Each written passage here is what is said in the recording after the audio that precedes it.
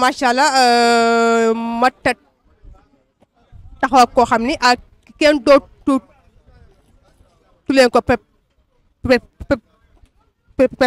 présenté. laa bëggee yow émission bi ñaar minute la. da ngaa yàq tamti. xaw naa yàqamti de. kon maa ngi koy tuub kon. garaaw. macha allah ñu ñëw ñu. waaw. ñu ñëw lekk la fi nga xam ne mooy si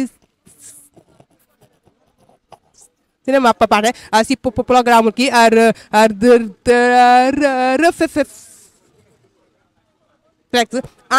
tant que influenceur loo ñu mën a wax. déggu ma.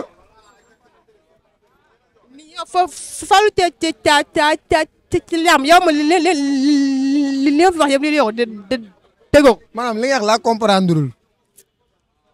da nga may déglu attentivement. waaw. en tant que influenceur ñu ñëw fekk la fi nga xam ne mooy programme de. damaa comprendreul. en tant. en tant que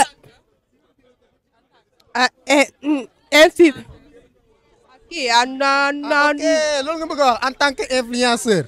ak lan. li ko ba bàyyi ko kii. non mënoo gedd man mënuma sànq damaa doon gedd xam nga wax mais man gedd tuma da ngay wax. mais. bilaay yërëm naa la. teel ma li yow. assistant. man moom mu lay jottali. parce que man li nga wax man mënuma kaa comprendre. waaw léegi ma doon question. bul gedd man sànq naroon naa gedd mais gedduma. mais li wax mënoo ko comprendre. ok nee na ba xam li mu wax mënuma koo comprendre. léegi mu lay bàyyi nga dem. ok da nga may bàyyi ma dem. wala du noonu. kii li. non bul gedd waxal rek. nga coupé. coupé. coupé. on va dire. coupé.